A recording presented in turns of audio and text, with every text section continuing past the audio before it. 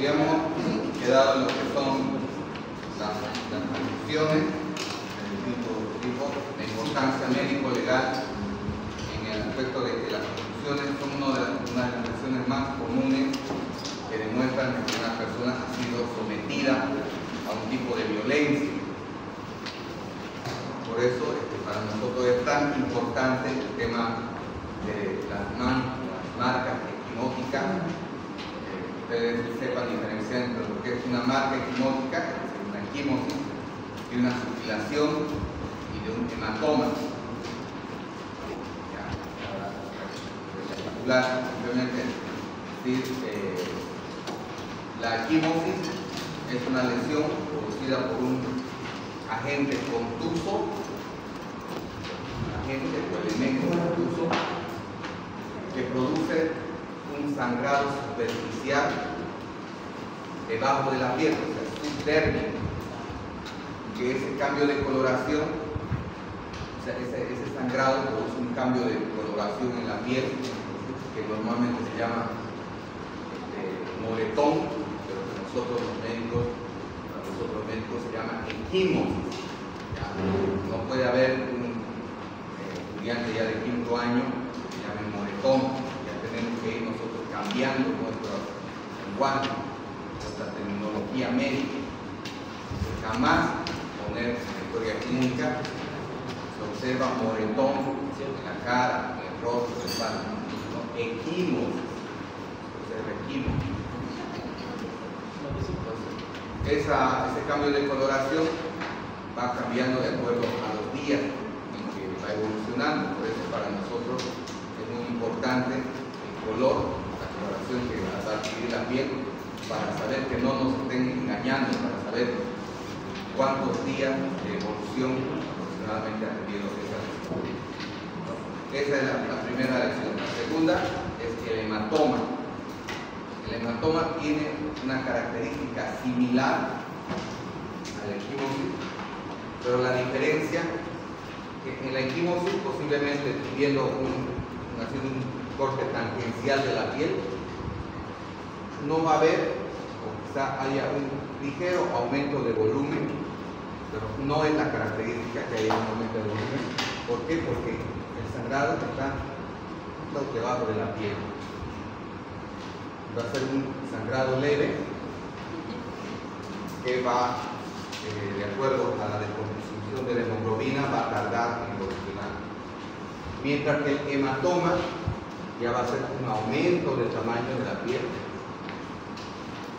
¿Por qué? Porque aquí abajo se va a producir una colección de sangre. Ambos externamente, por fuera, se van a ver parecidos. Pero la diferencia, el color va a ser muy similar, pero la diferencia va a ser que aquí va a haber un aumento de volumen y aquí no. ¿Y cómo vamos a diferenciar? Les decía, haciendo una percusión en un extremo y sentir que hay una vibración en el otro extremo. Ahí nos vamos a dar cuenta de que este es un hematoma y esta es una equimosis.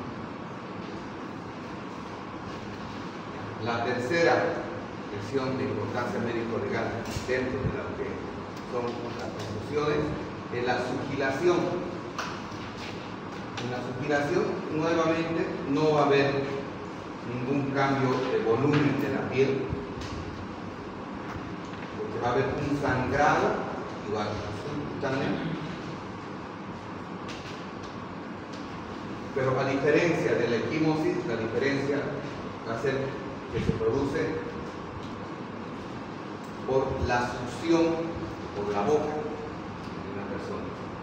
Eso va a producir pequeñas rupturas de vasos sanguíneos que va a producir una coloración similar a la equimosis, también similar al hematoma, pero sin aumento de volumen. La diferencia con la equimosis va a ser que la equimosis va a tomar distintas formas de acuerdo al elemento que ha causado el golpe, la contusión. Poníamos el ejemplo del cinturón, las marcas de flagelación, ¿cierto? Se dan líneas paralelas en la piel que remedan al objeto que ha producido. La lesión, que en este caso sería un cinturón, incluso en algunos casos quedan las formas, los huecos del cinturón, ¿cierto? Y en algunos casos puede quedar la hebilla del cinturón, queda marcada en la piel. Entonces la forma de la equimosis va a ser una forma irregular. Si el golpe ha sido con un golpe de puño, puede ser que los nudillos del puño queden marcados. Si el golpe ha sido con la mano, como decimos, un mano abierta o un manazo, puede ser que queden marcados los dedos de la mano en la cara de la persona. Si el golpe ha sido con una piedra, puede ser que quede de una forma irregular. Entonces las formas de la equimosis van a ser irregulares, mientras que la forma de sugilación va a ser típica. Típica, que va a ser la forma romboidal, como de una boca humana. Y que en algunos casos va a tener también la característica, en los casos, si hay mordedura, también de simular los dientes de la persona que ha producido. Aquí estamos ya hablando de 3 lesiones más importantes. Y falta la cuarta, que es la excoriación.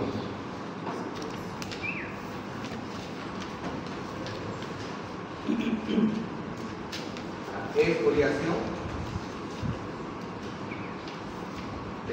que las más comunes de las excoriaciones son las excoriaciones ungueales. Se llaman ungueales porque están producidas por las uñas de una persona. Estas excoriaciones ungueales, que se producen por las uñas, lo que hace es que se produzca un desprendimiento de la capa superficial de la piel.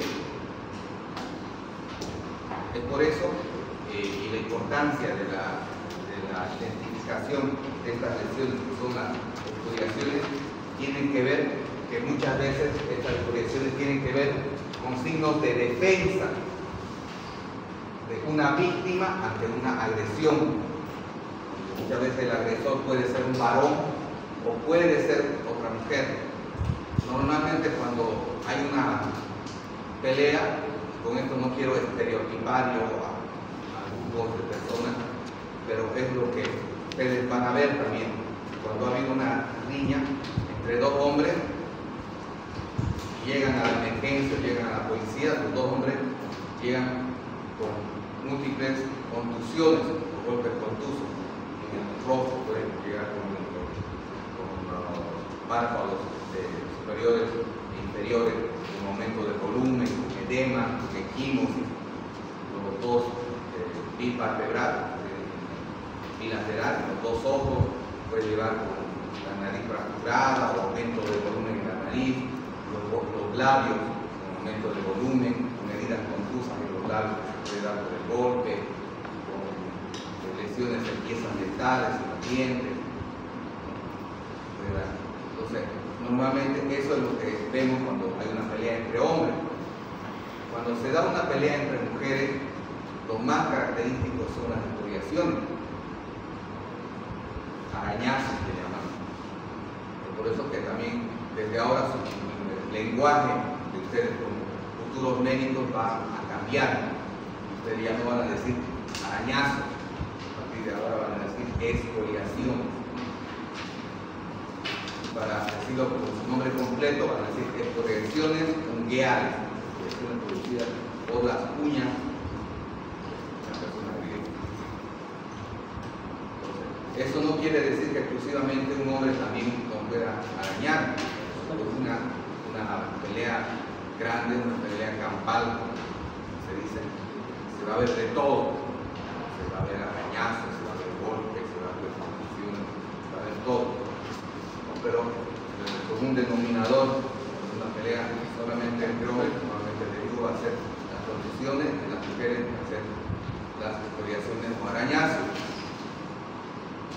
Y en el caso en que el agresor haya sido un varón y la persona agredida sea una mujer, normalmente el agresor va a tener las marcas de defensa que habíamos hablado, que son las escoriaciones en el rostro, en el cuello, en los brazos y en el tórax anterior, que se va a defender dañando al agresor, sobre todo primero en la cara, en el cuello, en los hombros, en los brazos. Entonces, estas son las 4 lecciones más importantes que ustedes tienen que saber, y de estas, la más importante es la equimosis, donde ustedes tienen que saber los cambios de coloración dependiendo de en qué día ha sido tenido la lesión, la antigüedad de la lesión.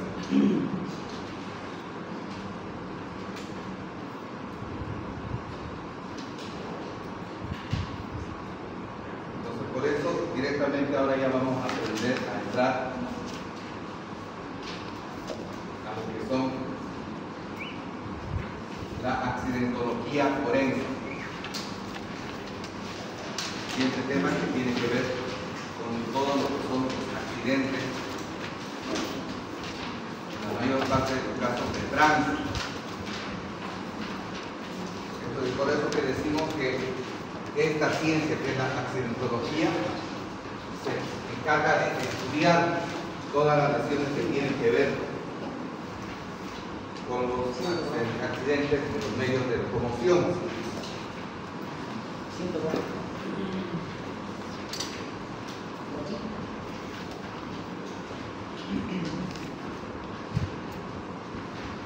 Como técnica, esta ciencia nos va a permitir diferenciar las diferentes características de cada lesión en cada momento en que ha sucedido el accidente. Es por eso que decimos que dentro de lo que son los accidentes de tránsito, van a haber los accidentes de tránsito como peatón, van a haber los accidentes de tránsito como conductor, va a haber accidentes de tránsito como pasajero de un vehículo. En este caso, tratándose de curso de verano, no tenemos mucho tiempo más, nos vamos a enfocar nosotros en las lesiones del peatón, que más frecuentemente se da. Por eso que decimos que el accidente más frecuente que se da en el peatón es el atropello o atropellamiento. Y dentro del atropellamiento van a haber atropellamientos por vehículos de tracción animal, o sea, los carretones. Van a haber los vehículos con trayecto obligado, que son los trenes, que tienen que seguir una vía férrea. Después van a haber las bicicletas, que realmente no se le da mucha importancia, debido a que van a ser los menos graves en atropellamiento con bicicleta, debido a que la bicicleta tiene menor peso y menor velocidad.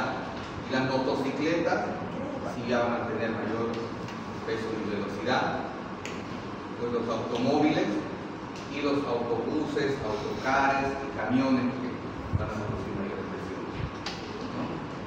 Normalmente los atropellamientos o atropellos por tren, por vehículos de trayecto obligado, que es el tren, son los más traumáticos y generalmente lo que van a ocasionar son las lesiones más graves dentro de lo que es la accidentología. Van a provocar fracturas, desmembramientos, amputaciones y la muerte. Muy poco frecuente que una persona sobreviva a un atropellamiento ferroviario. Por eso es que normalmente donde va a cruzar el tren hay barreras, hay lugares de señalización. Cuando va a pasar el tren normalmente hay semáforos en el lugar, pero aún así hay mucha gente imprudente que se duerme en las vías de los ferrocarriles, normalmente los borrachitos, la gente que está en el campo, que no conoce y la ciudad viene y lamentablemente los accidentes ferroviarios los ocasionan la muerte. La mayor parte de los casos, son muy pocos los casos que van a producir. Después tenemos los atropellamientos por vehículos con ruedas neumáticas. Lo vemos en este caso, las camión, donde vemos todos los mecanismos de la accidentología. Aquí vemos contusión, percusión, desmembramiento, amputación. Fíjense cómo vemos totalmente despedazado el cuerpo de una persona. Y dentro de esto lo que vamos a sostener nosotros es que lo que se llama la etiología. ¿Alguien ya recuerda lo que quiere decir etiología?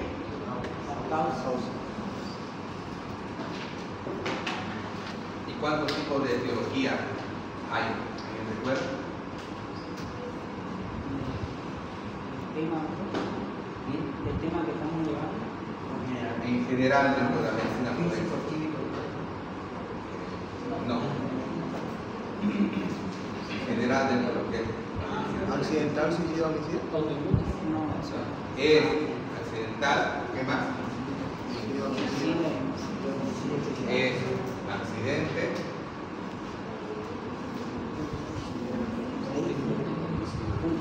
suicida o convertido.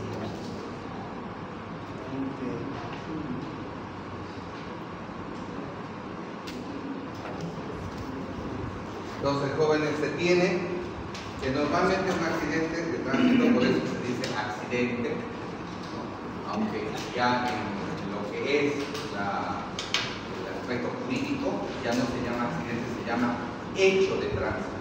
Entonces, cuando ustedes vayan a un caso que está en investigación, donde se ha producido un atropellamiento, una colisión, un choque entre dos vehículos, se va a mencionar, se produjo un hecho de tránsito.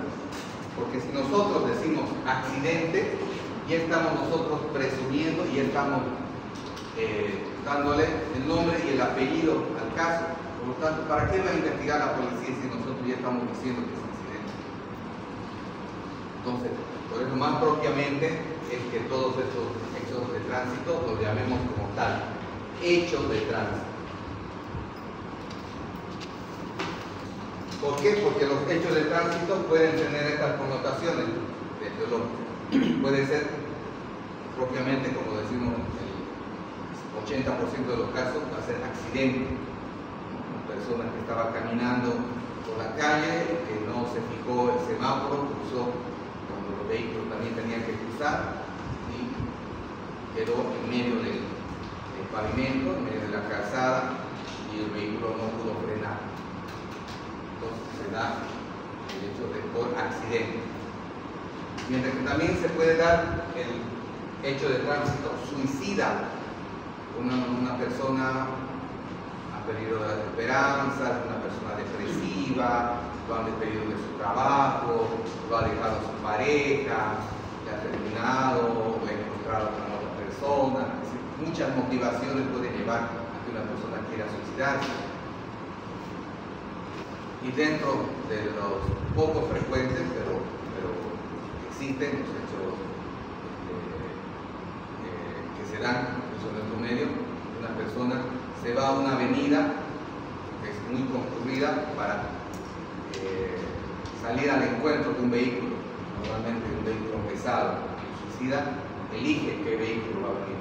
Si ve un vehículo chiquito, normalmente no sale al encuentro, ¿no? Tiene que ser un 4x4, un vehículo grande, porque quiere asegurarse que lo va a matar, viniendo a gran velocidad. Se sale al encuentro queriendo asegurarse de que va a ser una muerte rápida. Entonces, ese sería un caso de etiología suicida. Y un caso de etiología homicida sería el caso en que una persona, queriendo quitarle la vida a otra persona, le hace un seguimiento, sabe por dónde va a ir, dónde es su recorrido caminando, y cuando ve que va a cruzar alguna calle importante, acelera para darle encuentro, producir el golpe y después fingir que hace un accidente. ¿Cómo nosotros nos vamos a dar cuenta? Mediante un peritaje. En el accidente, normalmente cuando se produce un accidente, el momento en que se produce el golpe, el agresor, el chofer en este caso, el conductor, frena se ve las huellas de frenado en el lugar del hecho. La policía, cuando viene a hacer el estudio, encuentra marcas de frenado en la carretera, de las llantas. Y de acuerdo a la longitud del espacio frenado, puede decir más o menos a qué velocidad estaba yendo. Por eso que es inútil que nosotros le digamos a la policía, no, yo estaba yendo a 20 por hora y se atravesó. Porque si estuviéramos yendo a 20 por hora, si hubiera atravesado, hubiéramos tenido tiempo para frenar. Podemos que la mayor parte de los hechos de tránsito con accidentes se dan por exceso de velocidad. No es tanto para la imprudencia, sino por exceso de velocidad.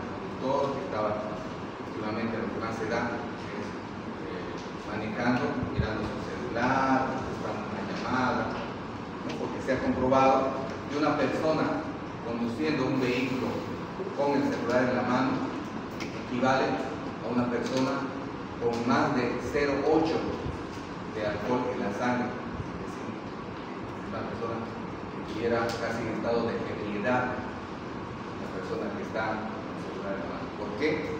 Porque el celular hace que disminuya, la atención al celular hace que disminuya en casi el 50% el estado de alerta ante un vehículo, ante un niño, ante un viejito, ante una persona que pueda estar por delante, y el tiempo de frenado, de reacción, de alerta para el frenado va a ser menos, se equivale a un borracho prácticamente.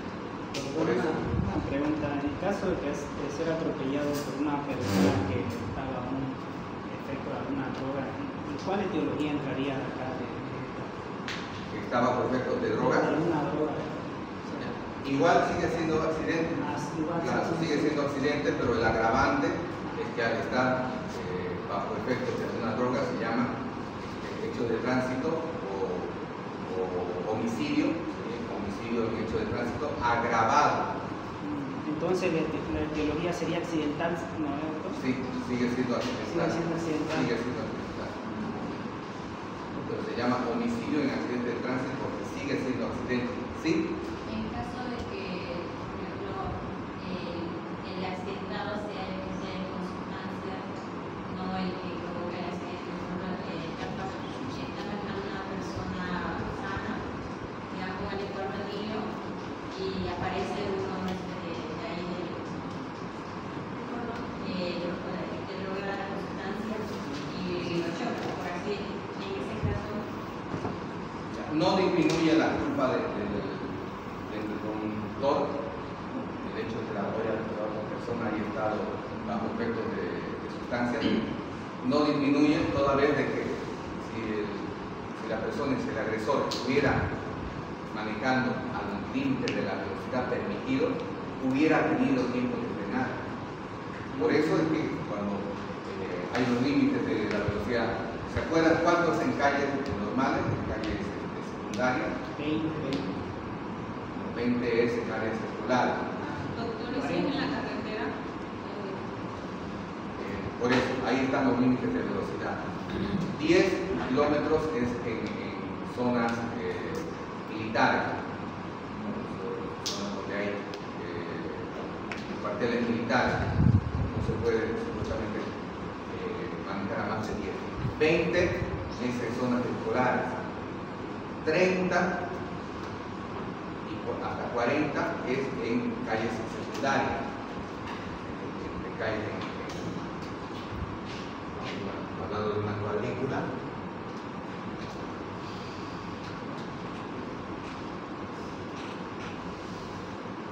En estas intersecciones va a ser 30 a 40. Y en avenidas es 60 a 80. Pero lamentablemente nadie respeta eso, ¿no? Ahora, ¿por qué hay este límite de velocidad, jóvenes? Porque ustedes piensan que es porque algún doctor ha dicho que me inventaré este número y veré qué es lo que pasa. No es así, ¿no? Estos números han puesto expertos, porque esto no ha salido de Bolivia, son límites internacionales, por eso varían entre 30-40, de 60-80, porque no es mucha la variación. Esa variación, más que todo, ese número se refiere a la reacción que puede tener una persona para frenar, el tiempo que va a tener para frenar. Entonces, se calcula que si uno está yendo en una calle secundaria y está yendo a 30 máximo con velocidad 40 y se aparece un viejito, se aparece un perro, o como dijo su compañera, se aparece una persona indigente que está bajo efectos del alcohol y uno lo ve, va a tener tiempo de frenar, porque no es que el indigente o la persona o el perrito van a aparecer ahí por arte de magia delante del auto. Si uno está yendo a 30-40 kilómetros por hora y se aparece, uno va a tener tiempo de verlo y va a tener tiempo de frenar, siempre y cuando los frenos estén bien y en buen estado, porque justo que eso también se evalúa en el accidente de tránsito. Cuando se hace el peritaje, viene el policía y hace un peritaje de todo, del vehículo, le toma alcoholemia al conductor, le toma alcoholemia a la víctima, ve el estado del vehículo, ve las huellas del frenado en el suelo y ve también la fuerza del frenado en el pedal de freno. Ellos hacen un estudio del pedal de freno, ven si la persona ha frenado a tiempo. De esa forma también se ve si la persona estaba con una distracción, con el celular, o estaba escuchando música a todo volumen, o estaba charlando con otra persona. Y este punto nos permite diferenciar si es un accidente. Si es un accidente, obviamente el conductor va a frenar, aunque sea tarde, pero va a frenar. Va a tener el tiempo quizá de la persona sobrevivir. Cuando es suicida, pasa lo mismo que el accidente. En los dos casos, el conductor llega a frenar, pero frena a destiempo, frena tarde. ¿Por qué frena tarde? Porque estaba con exceso de velocidad. Si estuviera yendo a la velocidad normal, hubiera tenido tiempo suficiente de frenar y quizás darle un pequeño golpecito y nada más. Mientras que en la etiología homicida, el conductor no frena. En el estudio se ve claramente, no frena directamente, se va, lo golpea, lo eleva por el. Ahorita vamos a ver las fases del accidente de tránsito, lo eleva por los aires del cuerpo y cae detrás del vehículo o en el techo del vehículo o a los costados. Y recién después que pasó por encima o que cayó y falleció la víctima, recién frena y quiere fingir que es un accidente. Recién más allá se baja, viene a ver, o directamente quiere huir, escapa. Y haciendo el peritaje del lugar del hecho, se ve que esa persona no ha frenado. Ahí se puede ya inferir que ha sido un homicidio. Ya se puede inferir, pero se tiene que hacer todos los estudios periciales, ¿no? Entonces, aquí se vería una figura típica de lo que es un accidente. Las personas que estamos usando, un auto deportivo, hay personas que les gusta, sobre todo a los jóvenes,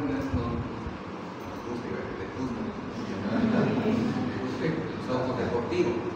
Los autos deportivos, lamentablemente, el hecho de ser deportivo no es nomás que es un nombre deportivo, no es nomás el modelo, sino que son vehículos que logran una aceleración de 0 a 100 kilómetros en escasos segundos. Los vehículos más modernos alcanzan en 10 a 15 segundos la aceleración de 10 a 100, de 0 a 100 kilómetros por hora. Esa capacidad de aceleración, si bien es bonito, a uno le gusta ir a la velocidad, pero el problema también está en el frenado. Tan rápido alcanza esa velocidad que después para el frenado, también viendo esa masa, es difícil que se pueda detener. aún utilizando los frenos más modernos, los ABS que hoy en día se utilizan. Aquí tendríamos una etiología de tipo homicida, persona que ha ocasionado el accidente de tránsito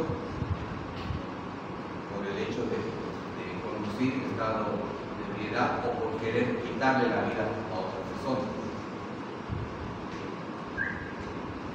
Y aquí también vemos un hecho que se dio donde un conductor en estado de ebriedad causó múltiples víctimas, justamente saliendo de un estadio donde había un evento deportivo y a toda velocidad pasó por el lugar sabiendo que había mucha gente caminando por ese lugar.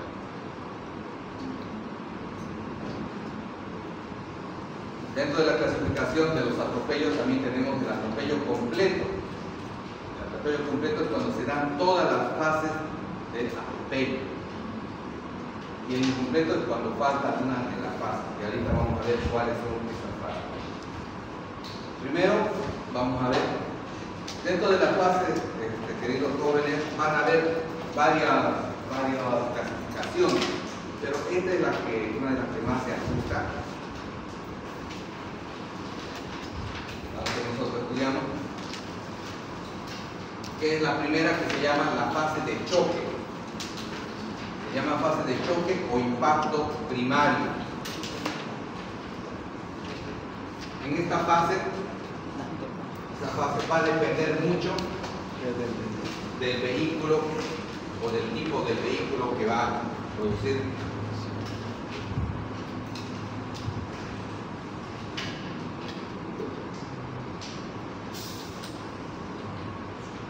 El parachoque. Si es un vehículo pequeño, si es un vehículo normalmente en un deportivo, los deportivos están entre 15 a 20 centímetros del piso, está bien bajito. Entonces la persona va a sufrir las lesiones en la parte inferior de la pierna. Estamos viendo desde el tobillo hasta la parte inferior de la pierna sin llegar a la rodilla. Es por eso que las lesiones más graves se van a causar en este lugar, pudiendo producirse fracturas de la tibia y el peroné en el impacto primario. Si el vehículo es más grande, es más alto, un todoterreno, un 4x4, por ejemplo, el parachoque va a estar más alto, por lo tanto la lesión se va a dar ya a nivel de la rodilla o a nivel del fémur. Y ahí también se pueden dar fracturas, se pueden haber una lesión. Y si el vehículo es todavía más grande, y estamos hablando de un tractor camión, las lesiones van a estar a nivel de la cadera o un micro.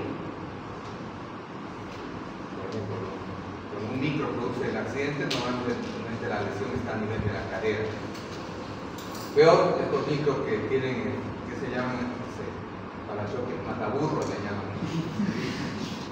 Y ojo que eso está prohibido en otros países, está prohibido que usen los micros o cualquier vehículo que sea aparato mataburro, porque normalmente los vehículos no vienen con ese elemento. Es aquí que uno le hace poner, ¿no?, en la bombero, a los lugares donde arman eso.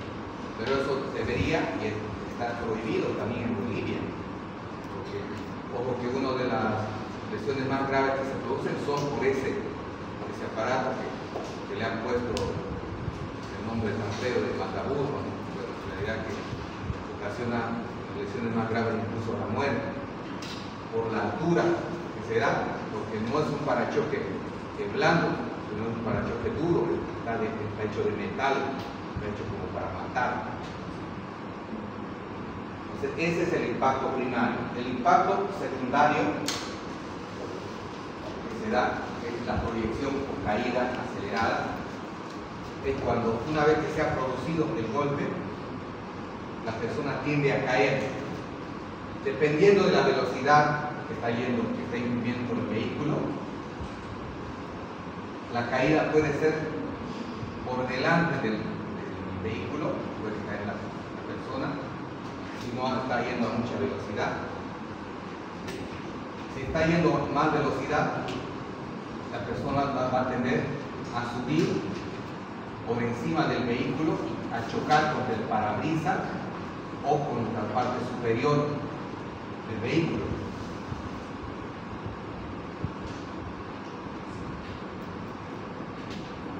Y si está yendo a más velocidad todavía, si está yendo, se calcula a más de 60 kilómetros por hora, el cuerpo va a ser despedido por los aires, va a salir volando por encima del vehículo. Es por eso que es inútil que nosotros le mintamos al policía o a la gente, digamos, no, se estaba yendo a 20 por hora, sin embargo, 5 metros por encima vuela Superman y muere. Y nosotros decimos, 20 por hora. Entonces, si tuviera 20 por hora máximo, se hubiera caído adelante, nada más. Se hubiera levantado, hubiera tratado, pero se hubiera ido tranquilo. Pero no, este tipo muere a esa velocidad que está cayendo. Eso es la proyección o caída acelerada. La siguiente fase se da en el movimiento o arrastre. Si es que cae por delante del vehículo, el vehículo, si es que no ha llegado a frenar, lo envuelve a la víctima, al peatón, y lo arrastra. Por eso se llama el movimiento o arrastre. Incluso puede ser arrastrado por partes del vehículo que quedan enganchadas en el cuerpo o en la ropa del peatón, y se produce esa fase de arrastre con aplastamiento.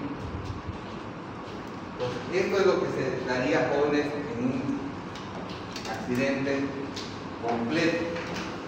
En un incompleto se puede dar simplemente la primera fase de impacto primario y el cuerpo cae adelante y nada más. No está yendo mucho velocidad. Sí, se da, como les decía, el vehículo, el cuerpo vuela por encima del vehículo, cae atrás, incluso aparece detrás del vehículo. Entonces estaríamos hablando de una fase también incompleta, pero donde no se ha dado el aplastamiento y el arrastre, que no ha caído debajo del vehículo, es decir, el vehículo no ha pasado.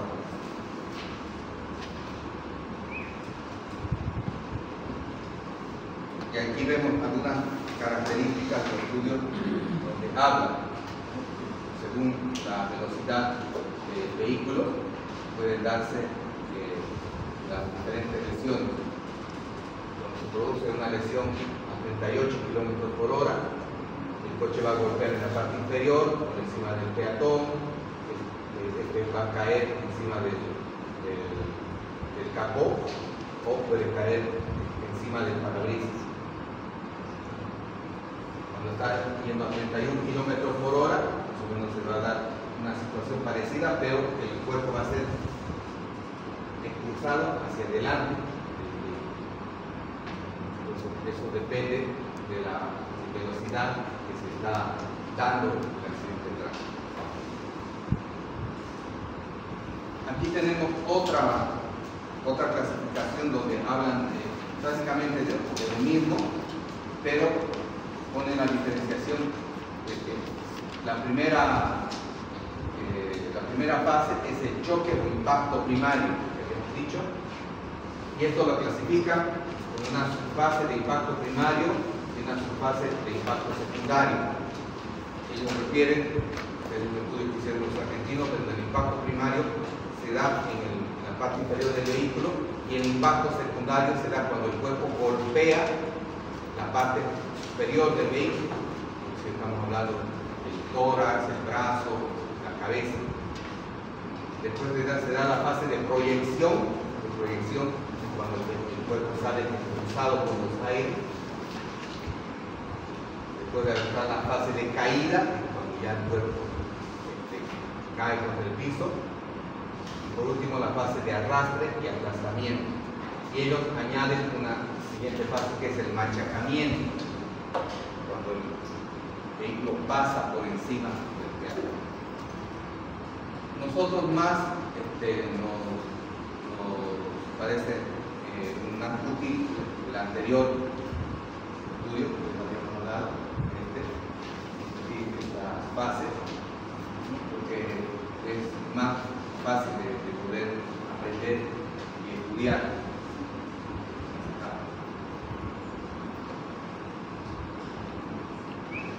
Aquí hay un estudio que hicieron unos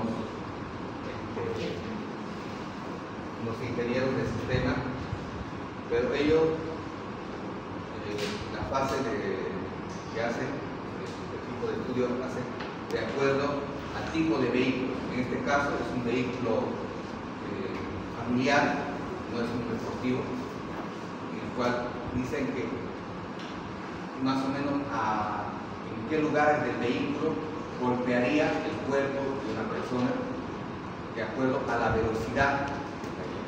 Entonces ellos dicen que si el vehículo está yendo a 25 kilómetros por hora, las únicas partes que estarían en contacto con la víctima serían la parte delantera, el parachoque y la parte delantera, porque por la velocidad el vehículo tiene tiempo de frenar, por lo tanto no va a haber más contacto del cuerpo con la persona que la trompa del vehículo. Si está yendo entre 20 y 50 kilómetros por hora, ya la superficie de contacto va a ser más adelante, la parte del capó del vehículo. Si está yendo de 50 a 60 kilómetros por hora, ya el cuerpo se va a proyectar y va a chocar contra el parabrisas del vehículo, incluso llegando a romperlo el parabrisas. Normalmente la parte que golpea va a ser la cabeza de la persona. Si está yendo a más de 60 a 80 kilómetros por hora, ya va a golpear el techo del vehículo por la fuerza y la velocidad cinética que se va a imprimir. Este estudio lo hicieron con este tipo de vehículos, pero hay estudios que hacen con autos deportivos, hay otros que hacen con vehículos de mayor tamaño, por ejemplo, todoterreno, 4x4.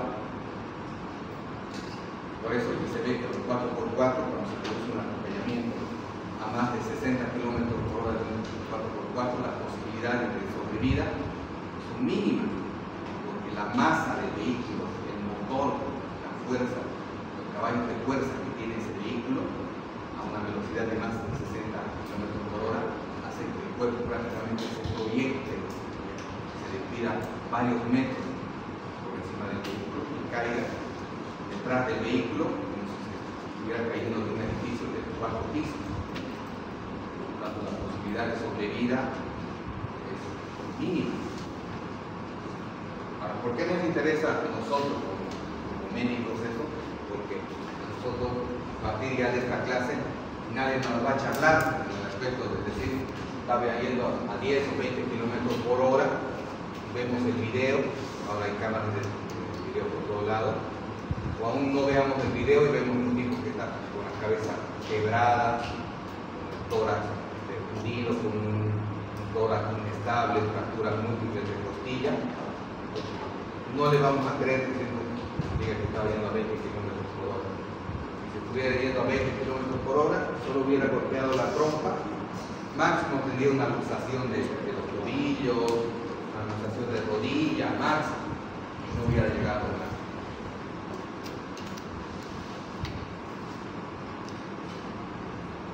Bueno, aquí le vamos a dar lo que ya habíamos hablado, la lesión por caída y precipitación,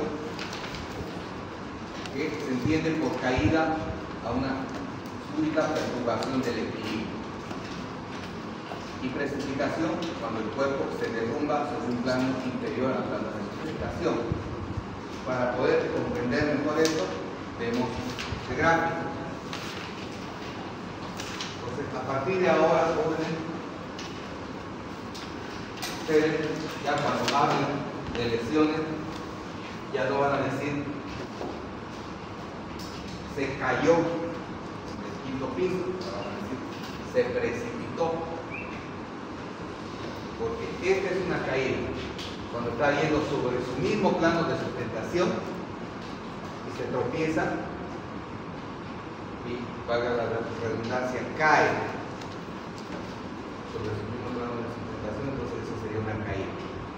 Mientras que es una precipitación, que es lo que se dio en el edificio ese que fue público, hasta fue filmado, ¿no? Cuando una pareja se precipitó desde un edificio por la Paraguay.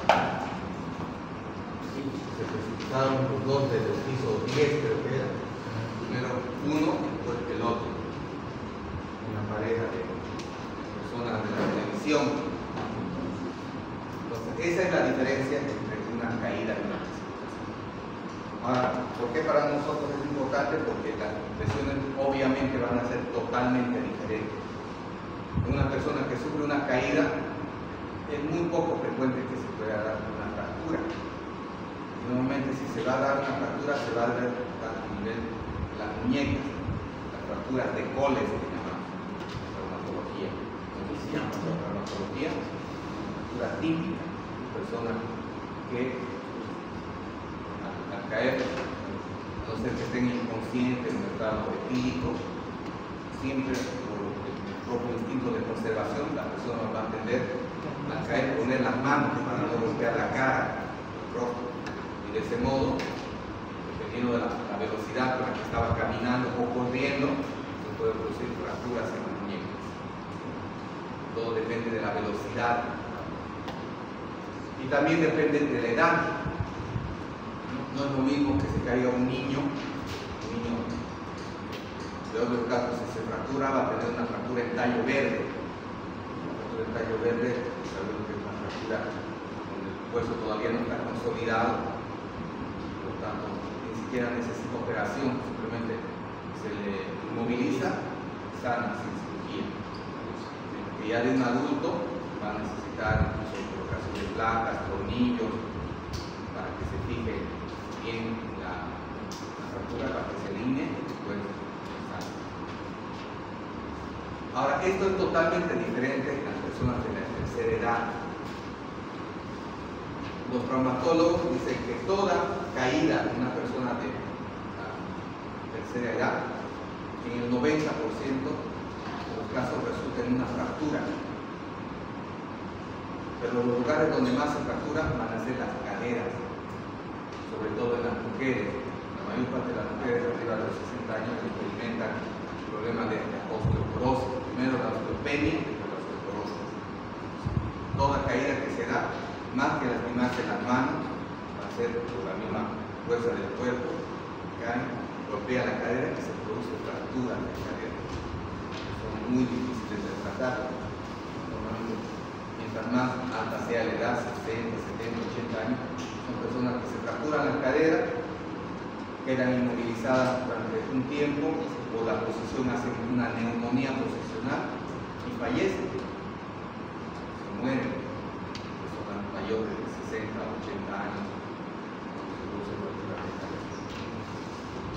Esas son las lesiones más frecuentes. Hay un tipo de destrucción que se hace en cuanto a las lesiones de caída, de personas que se caen y en vez de golpearse, fracturarse las manos, se fracturan la cara o la nariz.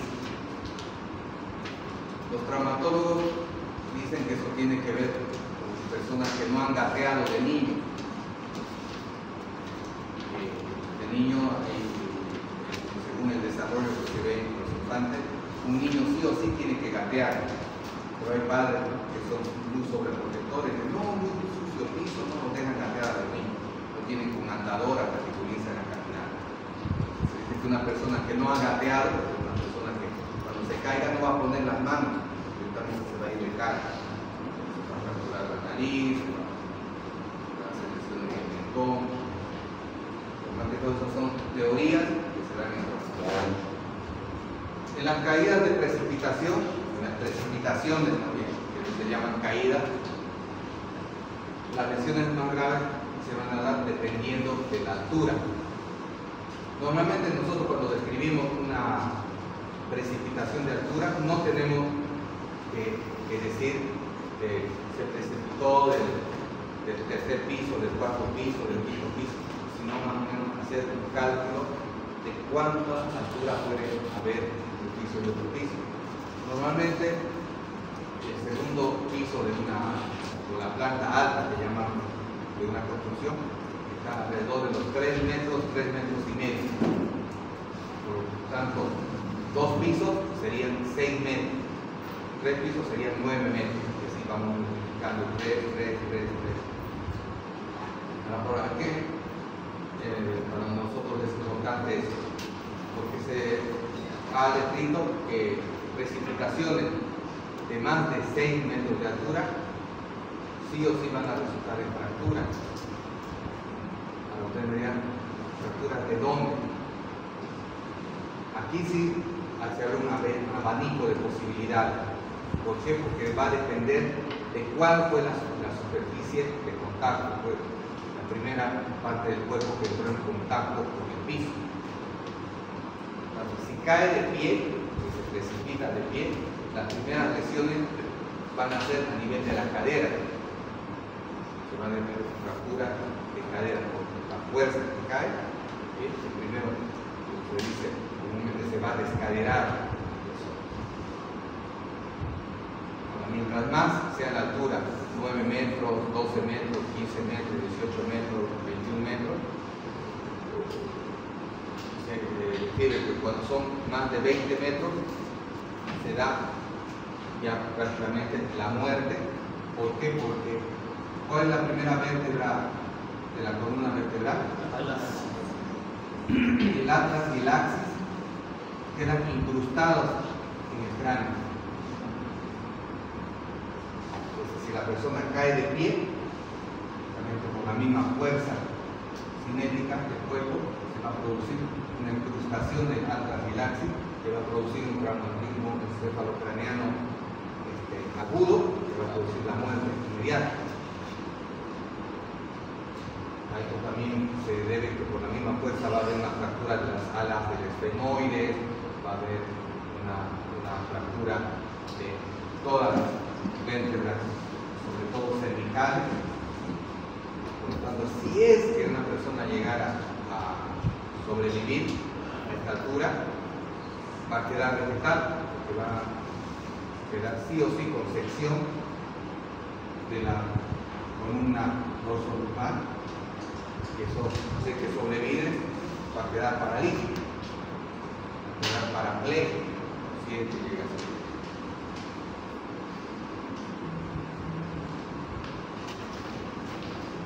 Nuevamente aquí hablamos de los problemas médicos legales que tendrían que ver la etiología. Sí, doctor, una pregunta. Dentro de los casos de un accidente, ¿cuál sería usted cuál cree que sería la forma correcta para caer y evitar fallecer, digamos?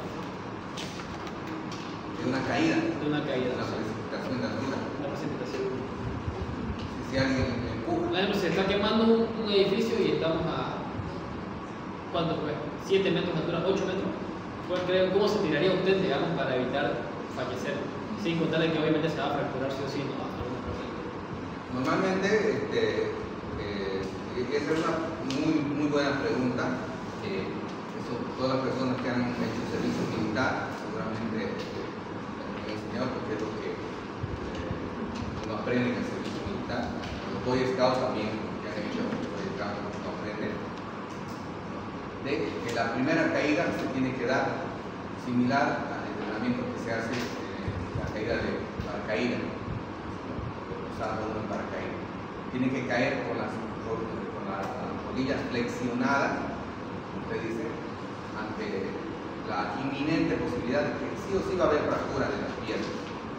Pero cuando uno está con las rodillas flexionadas actúan con una suerte de resorte que hace que no se vaya a dañar los órganos vitales, porque aquí lo que se quiere es preservar los órganos vitales que están en el tórax, en el abdomen y en la cabeza. Entonces, la posición de caída es con la rodilla flexionada, las manos, los que han hecho entrenamiento de paracaidismo, de caída, saben eso, protegiendo la cabeza, sobre todo los oídos, y en el momento en que las piernas toquen el piso, voltear, o sea, hacer una rueda. De ese modo se salva la vida. Y por ejemplo, las personas que son expertos o han tenido algún entrenamiento militar, ellos calculan que, como compañeros, se puede sobrevivir hasta una caída de 20 metros si uno sabe la técnica de caer, sabe cómo caer. 20 metros, estamos hablando de una altura demasiado elevada, estamos hablando de más de 4 o 5 pisos, un lugar muy alto. Pero las personas que saben caer sobreviven a este tipo de caída. Mientras que una persona que no tiene ni la mínima idea va a morir, que va a golpear la cabeza. El hecho de poner las manos en esta posición hace que me puedo fracturar el codo, me puedo fracturar las manos, pero estoy preservando la cabeza, estoy haciendo una suerte de casco alrededor de la cabeza para proteger de una fractura grave. Y el hecho de voltear hace que disminuya la velocidad de caída y la fuerza cinética que va a producir la fractura de cráneo. Entonces, por eso que las fuerzas especiales nos entrenan, ¿no?, a los soldados para caídas así de precipitaciones de grandes alturas. Incluso el entrenamiento militar que aquí se da en la escuela de Cóndor, ha habido incluso casos en los que ha habido fracturas muy graves, porque les vendan los ojos. El entrenamiento consiste en eso, los a lo más alto de los caimanes, que llaman eso, los vehículos, los camiones militares, ¿no es cierto? Y el vehículo avanza, y en el momento en que ellos menos atentos están, porque están con los ojos vendados, los empujan del vehículo. Los camiones militares son relativamente altos, son 3 metros de altura, por lo menos 3,50 más o menos tienen de altura. Y de esa altura se empujan. Cualquier persona que no tiene el entrenamiento podría morir de esa altura. Pero ellos ya están mentalizados, que aunque estén con los ojos vendados, saben que en el momento que se han empujado, ellos van a adoptar esa posición para evitar perder la vida. En todos los casos van a salir con fracturas de tobillo, quizá fracturas de tibia y peroné, pero van a asegurar la vida. Dentro de la etiología, más que todo son las precipitaciones. La etiología más frecuente es accidental, más del 50%. La persona que estaba al borde de un edificio no tomó las medidas de prevención, se quiso sacar fotos. Fíjense ustedes que ahora con la tecnología se dice que mientras más avanza la tecnología, la gente se vuelve más tonta. Por eso que en los edificios grandes en otros países está prohibido, uno no puede subir al último piso de cualquier edificio. Cuando yo fui a Sao Paulo, lo primero quería ver tanto edificio bonito, quería subirme y sacarme fotos ahí. No lo dejan subir, es prohibido. Miles de casos de suicidios que se han dado por accidentes. Peor ahora con los celulares, la selfie, sentarse ahí, perder el equilibrio, precipitarse. Por eso que la mayor parte de los casos se dan por accidente. La etiología principal es la accidental. Después estará la etiología suicida. Personas que se suben al edificio buscando quitarse la vida y lo descuidan al cuidante, porque hoy en día todos los edificios grandes ya hay personas que están cuidando, ¿no? Excepción y en otra universidad, vieron que la vez pasada una chica se precipitó de la vida, el edificio abandonado que hay aquí, ¿no?, que se quitó la vida. Eso lamentablemente fue un suicidio. Y la homicida, cuando una persona quiere quitarle la vida a otra persona, quiere fingir que fue un accidente, la lleva al último piso, se pueden conversar, cuando la persona está descuidada, la empuja.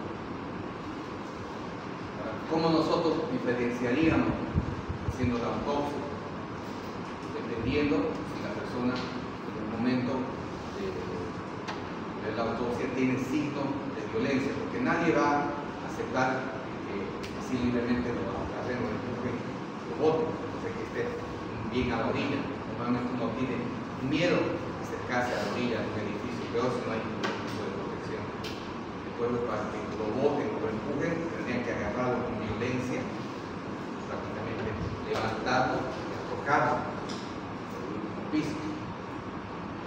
Pero la persona, no sé que esté inconsciente, va a oponer resistencia y van a haber signos de lucha. En ese caso podemos ver o buscar excoriaciones, arañazos, mordedura, y uno se va a defender con todo para evitar que lo maten. Ese sería un diagnóstico diferencial que nosotros tendríamos que hacer en la autopsia, que es lo que nosotros hacemos en la autopsia. Y es lo que ocurrió en estos jóvenes que fallecieron en el edificio de la Paraguapo, ¿no? Fallecieron, ahí se configuró lo que se viene a llamar un homicidio-suicidio. En el primer caso será, primero la que fallece es la dama, ¿no? La persona del sexo femenino, que aparentemente joven su pareja, no se define bien si la empuja, ¿no? En un estado de forcejeo, hace que ella pierda la sustentación y se precipita. Y luego él, al verla, ya que ella había muerto y estaba abajo, en un momento de desesperación, él decide quitarse la vida. Sí o sí lo iban a arrestar, lo iban a mandar a la cárcel, porque era el culpable. Y por eso se da la tipología que se llama homicidio-suicidio.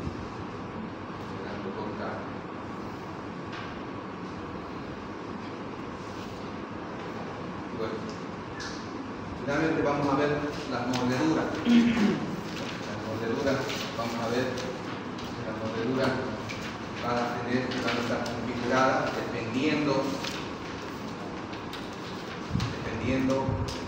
de quién ha producido las mordeduras. Las más frecuentes van a ser las mordeduras animales, pero nosotros primero vamos a estudiar la mordedura humana, porque la mordedura humana es la que va a dar más temas de responsabilidad. ¿Quién lo ha hecho? Si ha mordido un perro, no vamos a meter a la cárcel al perro, o al caballo, o al burro, que son las mordeduras más terribles. Entonces, por eso primero vamos a estudiar la mordedura humana. Y normalmente se ha visto que cuando se da este tipo de mordedura, la marca que va a quedar en el cuerpo va a ser un signo de herradura, que va a tener que ver con los maxilares.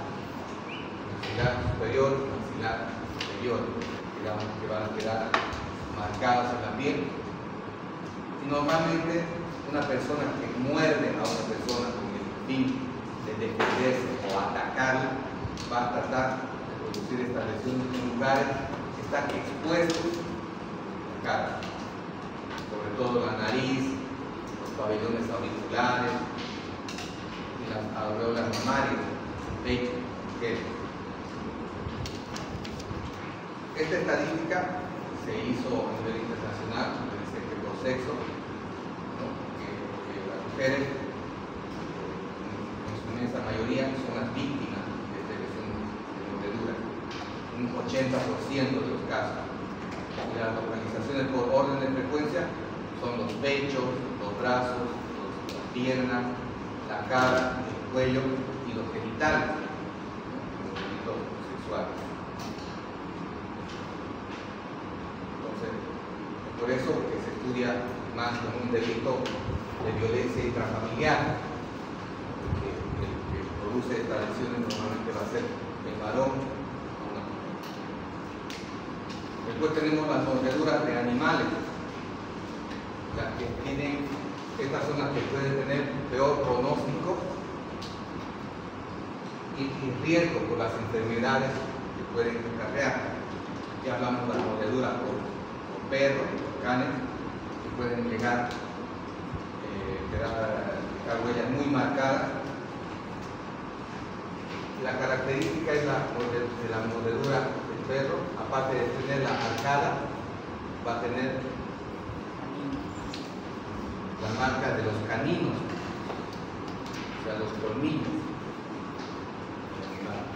del perro. El humano no, el humano se atraca, Si vemos colmillo, es mordedura animal, no es mordedura humana.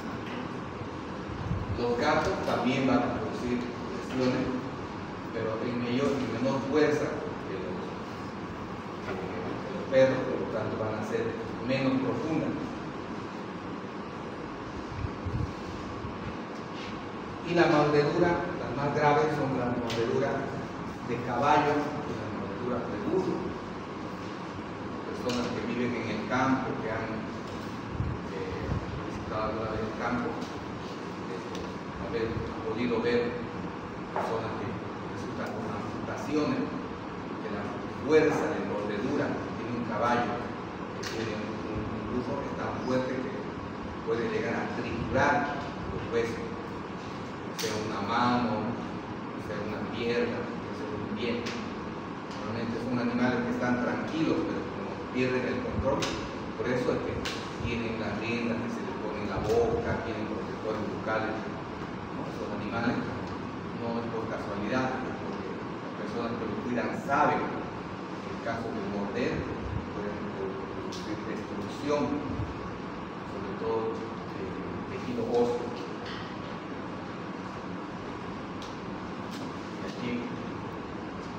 Es una clasificación según su soporte, según su gravedad, según su forma. Eso no lo vamos a estudiar porque eso más tiene que ver con el tema pericial, simplemente para que nos demos cuenta cómo sería una mordedura humana. Diferentes partes del cuerpo, el brazo, el cuello, diferentes lugares. Tiene que ser esa marca de la herradura, la doble herradura, tanto superior como inferior.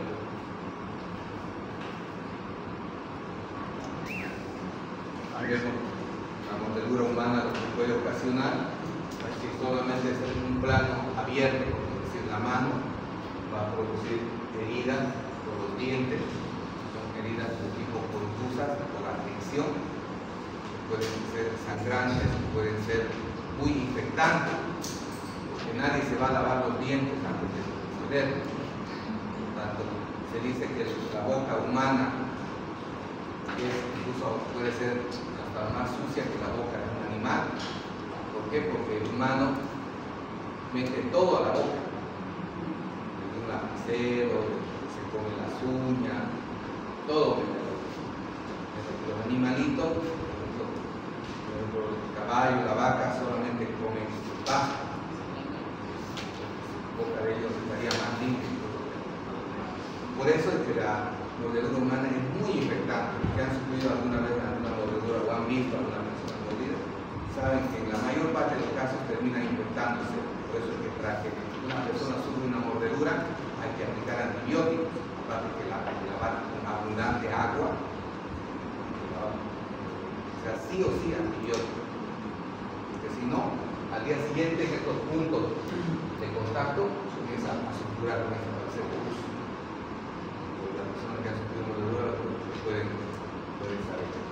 Aquí vemos una persona de sexo masculino con una amputación de la nariz. Esta persona va a quedar desfigurada de por vida, es lo que se llama lesión gravísima, que se llama marca indeleble.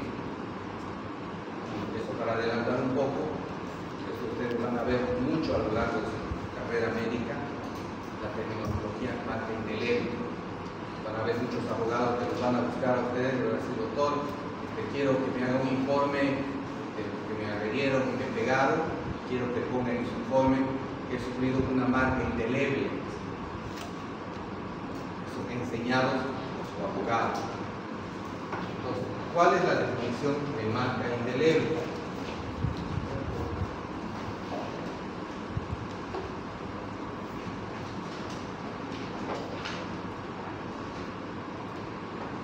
Es toda lesión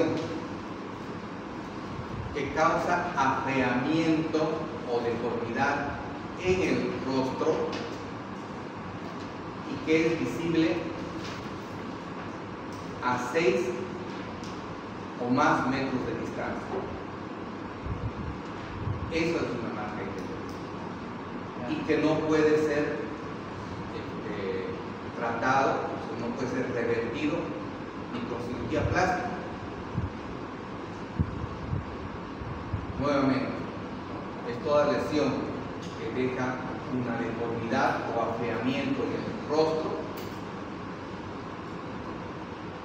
que es vista a 6 metros de distancia con luz natural de día. Por eso que si viene una persona me dice me arañaron, me cortaron la cara y mire, que se fije bien y se acerca, porque eso no es marca indeleble.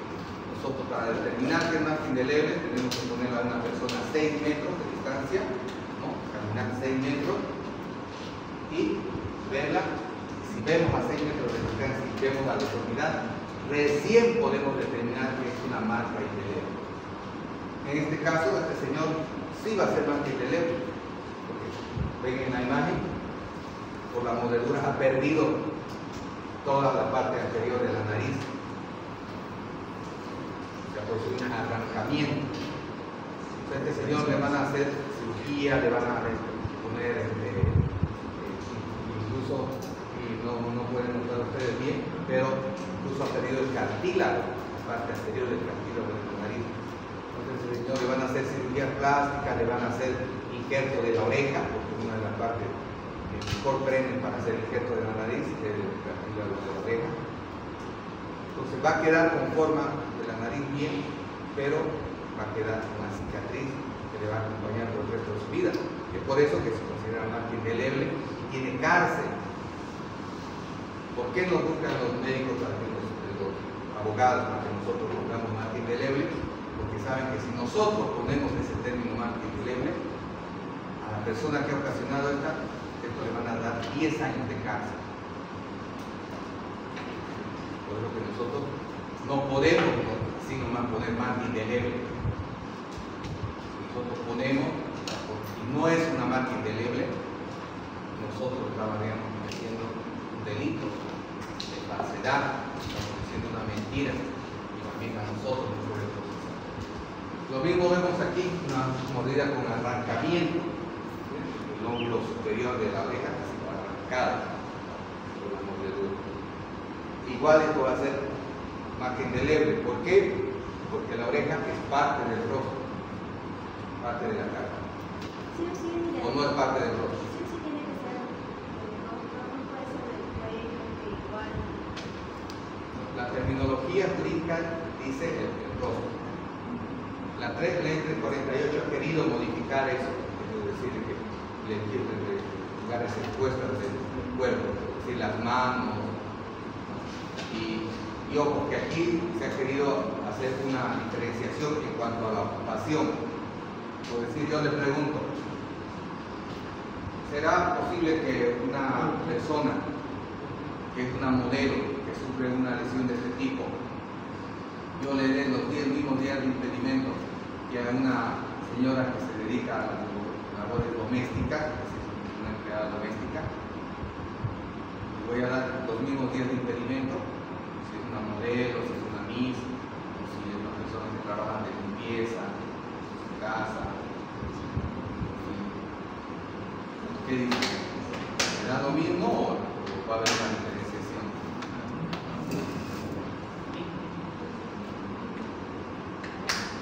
¿Qué dice?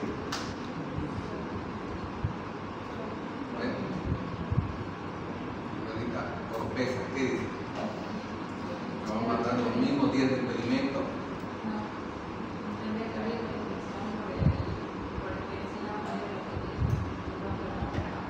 Perdón, no lo escuché.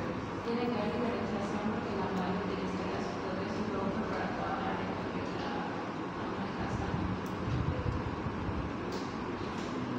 Ese razonamiento tiene su lógica. Claro, como dice su compañera, la modelo vive de eso. Así que si se le ocasiona este tipo de lesiones, no va a poder más trabajar, va a perder su trabajo, no va a poder ser más modelo. Mientras que la ama de casa o la que trabaja de limpieza va a poder seguir limpiando y va a poder seguir trabajando. Pero ese razonamiento se enfrenta a un tema muy sensible que es la discriminación. Si nosotros nosotros esto lo decimos públicamente, nos meten en un juicio por discriminación, porque saben que ahora la discriminación ya es un delito. Y ha habido lamentablemente un médico forense que ha perdido su trabajo por hacer este razonamiento. Vino una señorita a la que le habían agredido y le puso 5 días de impedimento. Y vino su abogado bravísimo: ¿cómo 5 días de impedimento? Que si está toda la cara arañada, fíjese que... Y el médico estaba tan aturdido por el reclamo. El abogado le dijo: ¿por qué le voy a dar más días? ¿Acaso el modelo? Suficiente, porque al día siguiente le llega su carta de despido, discriminación, lo votaron. Entonces, si bien lo que dice el señorito López tiene lógica, pero según la ley todos somos iguales, independientemente de nuestro oficio, nuestra condición social, la cantidad de dinero que ganamos, si sea una modelo, si sea un amigo, si sea una persona que trabaje en el más humilde de los oficios. ¿Ya? Entonces, una pregunta. Esa marca indeleble, usted dijo que se da una pena de 10 años al que lo ocasiona, ¿no ves? Así es. Pero solamente cuando lo ocasiona por mordida, por mordedura, o ya sea por un cuchillo, Por cualquier causa. Por quemadura, por ejemplo, el otro día hablábamos de las lesiones por ácidos, porque echan un ácido en la cara. Y hablábamos, por ejemplo, vimos unos 3 casos nosotros de personas que por temas de celos, por vengarse de una persona que pensaba que andaba con su marido, una mujer, le echó ácido en la cara para desfigurarla, para que su marido no la vuelva a ver, que su marido ya no se enamore de ella y vuelva bien. A veces los celos, por eso dentro de psiquiatría seguramente ustedes ya llevaron psiquiatría. Hay la celotipia, que es una enfermedad psiquiátrica, son los celos exagerados. Pero todo el mundo tiene celos.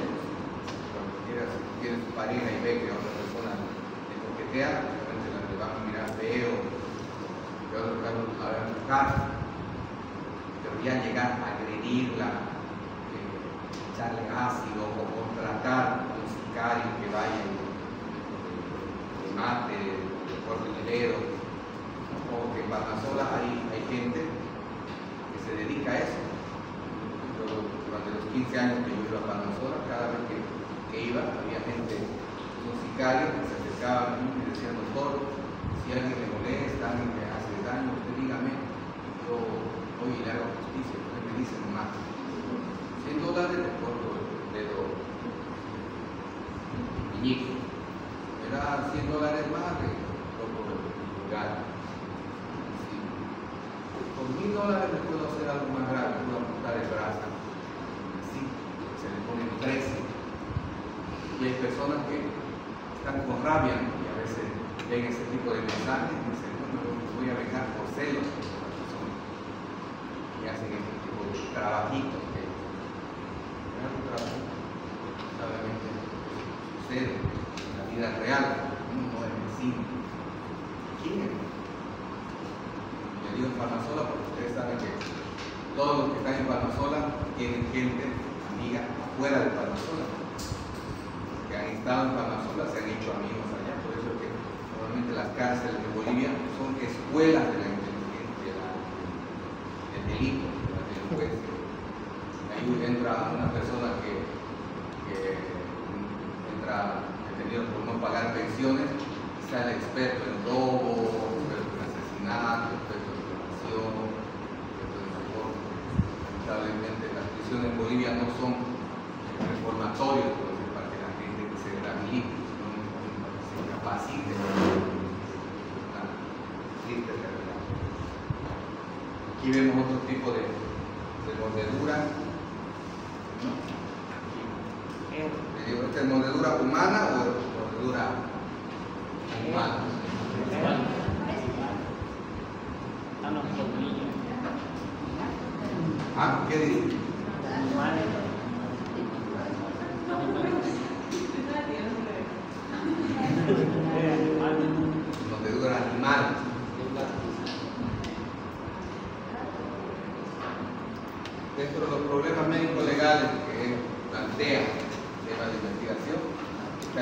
conocimientos de las lesiones por mordedura, de saber si es animal o es humano. Todo eso es lo más importante. Y después saber dar la suficiente cantidad de días de experimento de acuerdo a donde ha sido la mordedura. Por eso yo le pregunto, a ver, ya se fue.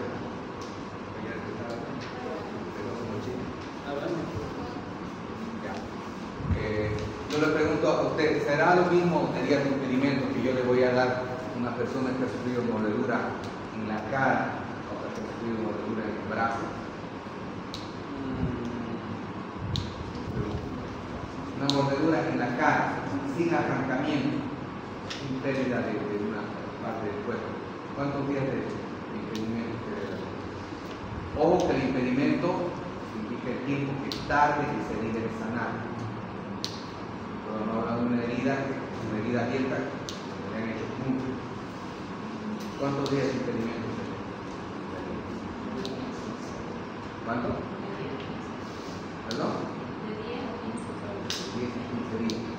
2. ¿Qué dice usted? ¿Cuántos días de Igual, doctor, si es el mismo tipo de lesión, con el mismo tamaño, misma profundidad, le daría lo mismo. 15 días, ¿cierto? 10, 13 días, 10 a 13. Hasta 15 días es lo prudente. Y si es en el brazo, ¿cuántos días?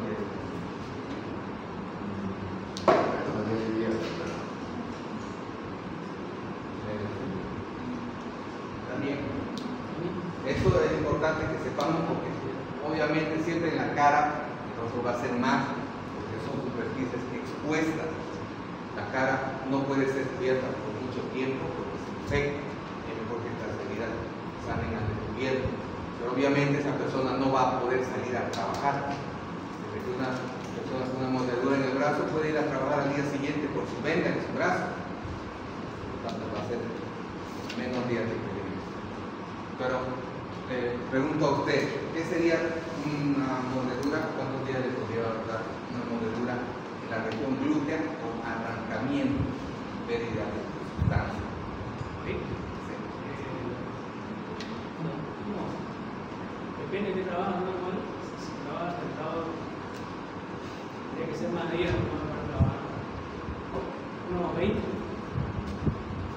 Pérdida de sustancia. Si trabaja sentado no lo va a poder hacer.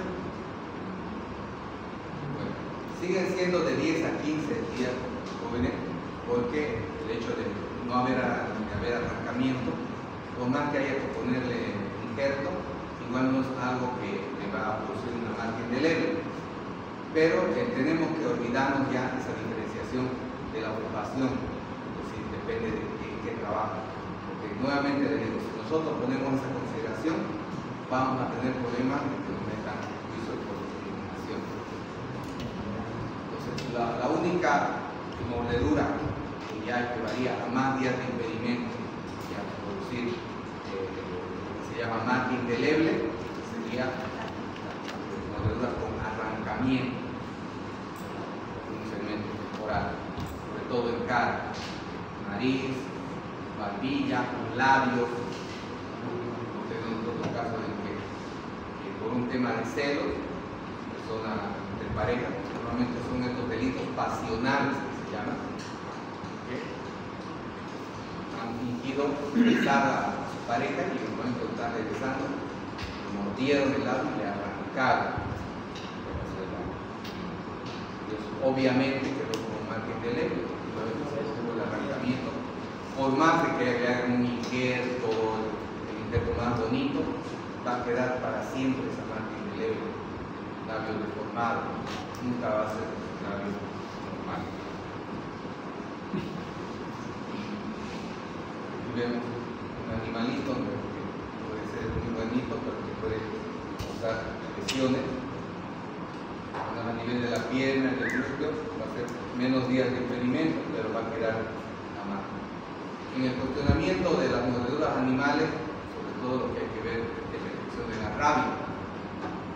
Ahí tenemos que ver los protocolos que se siguen, ver si el perro ha sido vacunado, llamar a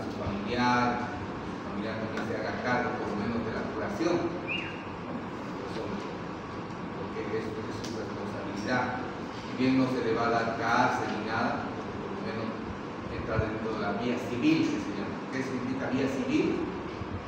¿Quién no va a pagar con cárcel? Tiene que pagar económicamente lo que ha causado su perro. Su perro ha sido descuidado al tener un perro grande, que sabía que era malo, lo ha dejado libre. Calle. Las mordeduras de animales pueden causar, nuevamente como les digo, las mordeduras de animales pueden causar arrancamiento. En este caso, también una mordedura de caballo que se da, que produce un arrancamiento de la nariz. Fíjense cómo son de traumáticas las mordeduras animales que pueden llegar a producir destrucción, si es a nivel de la mano, fracturas múltiples de los huesos, que la mano queda triturada si hubiera sido sometida a una máquina, esas máquinas de carpintería, en un momento trituran la madera. Lo mismo sucede con una mordedura de animal. Animalitos que parecen ser tan bonitos, pero que uno por descuidar, porque el responsable es uno, no es el animal. El animal siempre va a ser animal. El responsable es uno, sin saber si ese animal está bien avanzado, bien domesticado, se acerca mucho al animal y comienza a tocarlo, comienza a tocar el hocico, a sacar la mano a los dientes. Uno es el que se está escondiendo, no es el animal. Bueno, muy bien, jóvenes, aquí vamos a quedar, hasta aquí va a ser el examen de mordedura.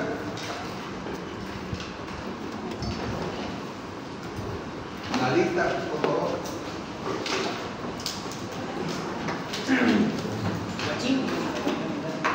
¿Quién la tiene la lista? El día lunes a las 8 de la noche vamos a ingresar, vamos a hablar en dos ambientes que hablamos con la dirección, va a ser aquí y al frente, van a visitar dos lugares. ¿Quién tiene la lista?